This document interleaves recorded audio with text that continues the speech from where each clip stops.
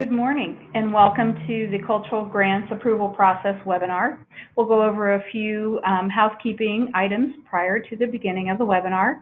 So for those interested in a certificate of participation for this webinar, we need you to individually register and log in and log out. This provides us with digital documentation of your attendance. Credit is not offered to attendees who watch an OFCC webinar in a group environment.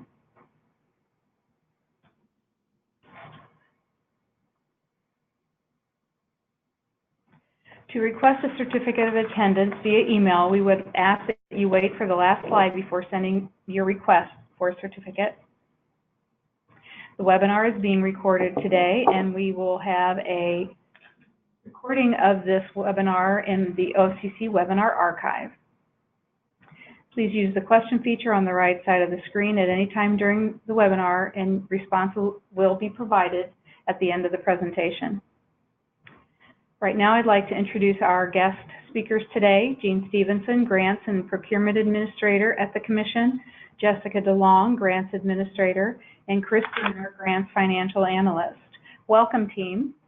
Hello. Thank you. We will begin with Jean Stevenson. Welcome. Thank you, everyone. Thank you for joining us. Today, we'll be covering the following agenda topics during our presentation. We'll talk a little bit about the background, the submittal for grant approval and the OFCC website, the actual submittal form for your project, the approval guidelines and the project agreement, the timeline, and the reimbursement process. So first we'll discuss some background. So House Bill 529 is the state's capital bill, and it was passed for fiscal year 2018 and fiscal year 2019, and it will become effective on July 1st of 2018. On behalf of our OFCC grants team, we're excited to be working with all of you on your 159 projects that were appropriated, totaling $78 million in new funding. The following slides list some key points to remember. Remember that the projects are funded through tax-exempt bonds. They're for eligible capital expenditures.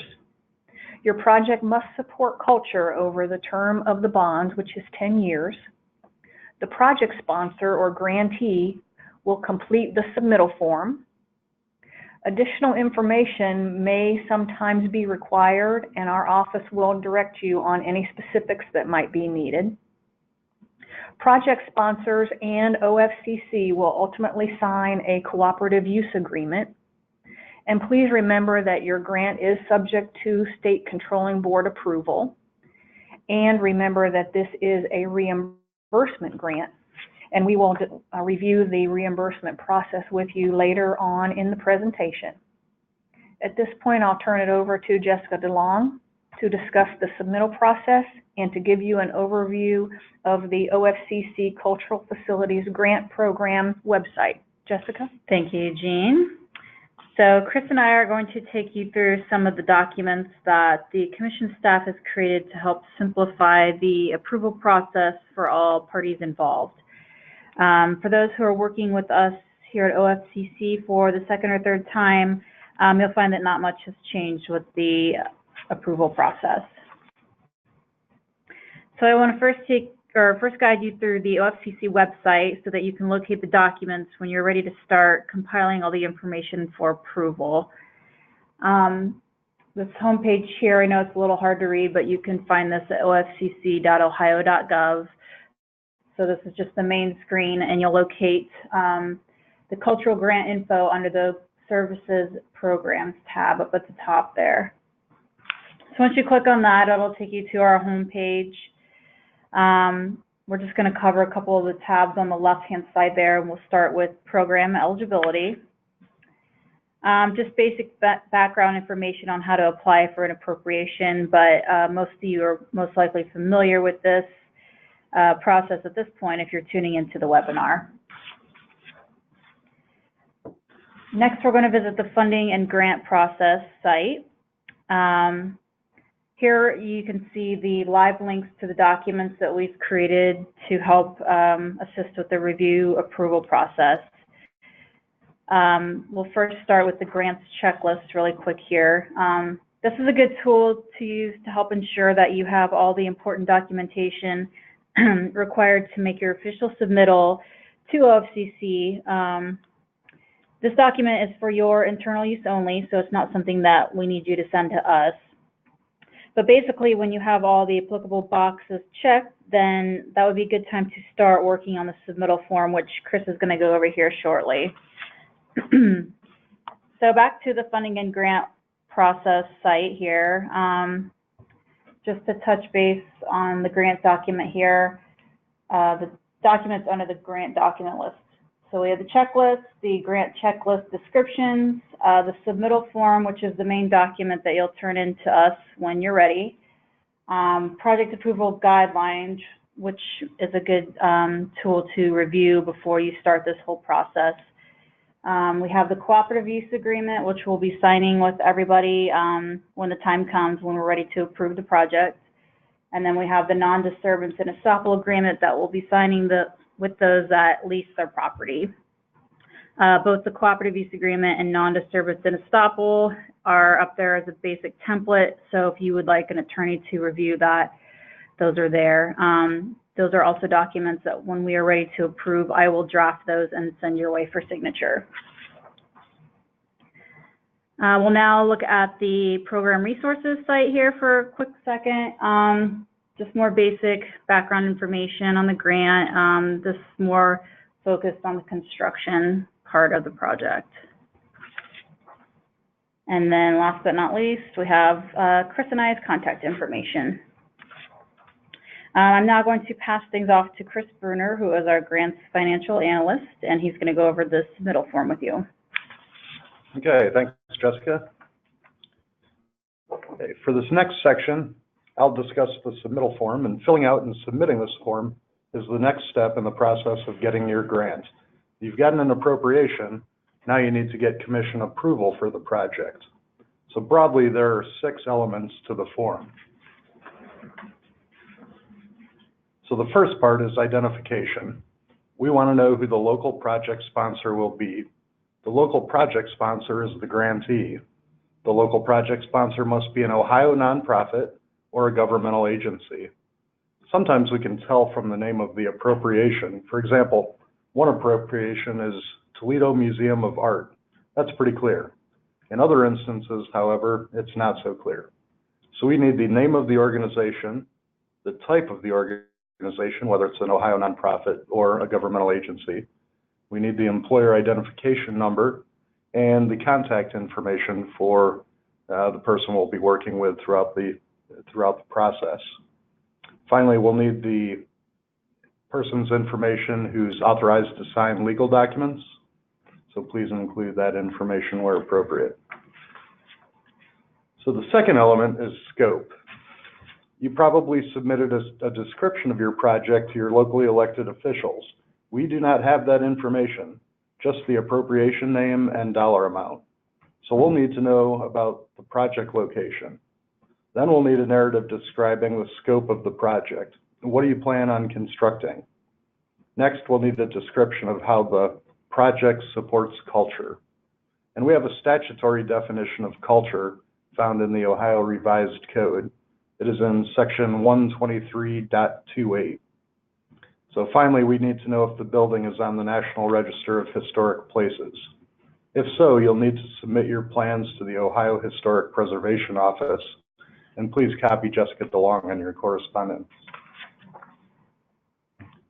The next element is financial considerations. So please include your appropriation project name and dollar amount. And please enter the total project budget. We also ask you to attach the project budget on a construction or design professional's letterhead. This can be, for example, an architect or a construction firm. Next, you must acknowledge that you understand that Ohio's prevailing wage law applies. Actions under the grant agreement are subject to Ohio Revised Code Chapter 4115. Finally, we need to document that the project is fully funded. So as far as full funding goes, you can look at a project budget as the state share plus the local share. The state share is the appropriation. That has already been raised. We need to see that the local share has been raised. So the commission will not approve a project if the local share has not been raised. Next is the local match. There is a requirement that local contributions equal at least 50 cents for each $1 of state funds. Local contributions can be non-state funds going into the project, or the value of the site where the project is being constructed if the local project sponsor owns the facility and the property. So the next section, real estate/construction. We need a project schedule, a start date, a stop date, and please attach a drawdown schedule estimating your requests for state funds. As Jessica will discuss later, this is a reimbursement grant. Next is ownership. The local project sponsor, the grantee, must have a property interest in the facility where the project is being constructed. This property interest can be either fee simple ownership or a long-term lease. If leased, the term of the lease must be greater than the term of the grant agreement, which is 10 years from the project completion date. And on to risk management. Attach proof of property and liability insurance and list the OFCC as a certificate holder. The property insurance and the liability insurance must be at least the amount of the state appropriation. And then finally, add any additional information you would like us to have. Once you're done with that, scan the file, email the form and attachments to Jessica and me. Now we're going to talk a little bit about the approval guidelines and the project agreement. So the cooperative use agreement is on the website, and we saw that on a page Jessica was talking about earlier, as well as the commission-approved guidelines. So the commission staff performs due diligence on the front end before we make a recommendation to the commission regarding project approval. If the local project sponsor is a nonprofit, we make sure it's registered with the Secretary of State, is in good standing with Charitable Law Division of the Attorney General's Office, and there are no findings for recovery by the Auditor of State. We make sure the scope of the project is eligible for reimbursement. We can only fund construction. We cannot fund repairs or maintenance or operations. We verify full funding and the local match. So we ask you to affirm clean title to the property being improved. And let's see, I use information from the IRS Form 990 to perform a financial analysis on your organization. We want to protect the taxpayer's investment over the term of the grant agreement. If the organization is financially weak, we may ask for more information such as audited financial statements. In some cases, a credit enhancement may be required to induce the commission into approving the project. So you're required to maintain insurance over the term of the grant agreement, and you must comply with relevant state, federal, and local law. Now there is a part of the cooperative use agreement that deals with default, and if there is a default in the CUA, there is a clawback provision. And so the local project sponsor would have to repay the state the unamortized amount of the grant. So for example, if there were a $100,000 grant and a default in year 5, halfway through the grant agreement, the organization would be required to repay 50% of that 100,000, so 50,000. If we're to default in the 9th year of that 10-year agreement, the local project sponsor would be required to repay 10,000 of the original $100,000 grant. So other provisions, the local project sponsor must retain records of the project and construction for the term of the bond plus 3 years, and so that's 13 years. And those cover the major guidelines. All right, so next up is what to expect with the timeline for the approval process. So after sending the submittal form with the attachments that Chris just mentioned, we'll put you on our board. Please allow 30 to 60 days for our initial review. During that review process, Chris and I might require you to send additional information. Once we are comfortable recommending the project for approval, then I will draft the proper legal documents and send those your way for signature. You'll then send those back to us so that we can initiate the controlling board approval process. Funds for your project will be available after the legal documents have been fully executed and the controlling board has been approved. We do ask that you allow an extra 30 days for that controlling board approval. And as mentioned before, we cannot approve any projects before July 1st, but feel free to send your submittal form in if you have the documents ready now. So next is the reimbursement process. After you receive your fully executed legal documents and approval from the controlling board, you'll then be able to start submitting invoices for reimbursement to me. The following is a list of eligible items for reimbursement. Those include acquisition of real property or interest in real property, bricks and mortar. We're also able to pay for architectural, engineering, and professional fees related to this project, machinery that's part of the structure, computer systems, and equipment and furnishing necessary for the function of the facility. For that last bullet point, we need to make sure that each individual unit that you're purchasing is over $100. When you're ready to start invoicing, you'll contact me so that I can send you an Excel version of this summary sheet that's in front of you, and I'll plug in all the appropriate numbers that are on the bottom right-hand corner. And with every summary sheet that you send to me, which I ask that you do no more than every 3 to 4 weeks, I'll need to see copies of invoices, AIA payment forms, or receipts for work that's been completed on the project. Please note that invoices do not need to be paid before sending to me, and we'll also note that we cannot pay for down payments with your contractor. It needs to be for work that's been completed. The state will then reimburse the project sponsor, you, who will then in turn reimburse your contractors.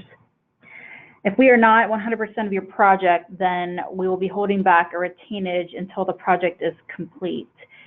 This basically ensures that the state is the last dollar in the project and that everything is open and operable and providing culture at the end. So for example, if the state is $50,000 on a $100,000 budget, then we'll reimburse you 50% each time you submit a batch of invoices to me for payment. When your project is complete and you're ready to submit your final invoice, then we ask that you send a copy of the certificate of occupancy, any inspection reports, and photos of the completed work. If there is no certificate of occupancy available, then photos to show that everything is complete will work fine. We also need to see the certification language printed on your letterhead and signed. That is listed in Exhibit A of the Cooperative Use Agreement, but when the time comes to close out the project, I'll send that your way so that you can do copy and paste. After all the proper final documentation has been received, then we'll release any final retainage that was held back. And that wraps it up for reimbursement. Alrighty, before we get to questions, we just want to reiterate that if you're interested in receiving a certificate of participation, you will have needed to individually register and log in and log out for this webinar. All right, while we're going through the questions, we wanted to provide you our contact information for our presenters today. First question is, when can I submit my project? You can submit your project now for review if you have all the documents lined up, but just keep in mind that you're sort of in a holding period until that July 1st date, and after that we can start the approval process. Thank you. Next question, can we start our project before OFCC and the State Controlling Board approves it? Yes, but keep in mind that you run a small risk of your project not being approved, so just keep that in mind before starting any work. Thank you, Jessica. Next, what constitutes an eligible match? So, an eligible match. Local contributions can be either non-state cash going into the project, or in some instances, if the local project sponsor owns the facility, we can use a portion of the value of the facility where the project is being constructed as a local contribution toward that 50 cents of local funds for every $1 of state funds local match requirement. Thank you, Chris. And finally, where in the Ohio Revised Code is the definition of culture found? We are in ORC 123.28, and the following section, 123.281, lays out the requirements of the cooperative use agreement. Thank you very much. This is the end of our webinar today. If you are interested in receiving a certificate for your attendance today, please email me at sue.meyer@ofcc.ohio.gov. Thank you for attending today. This ends our webinar.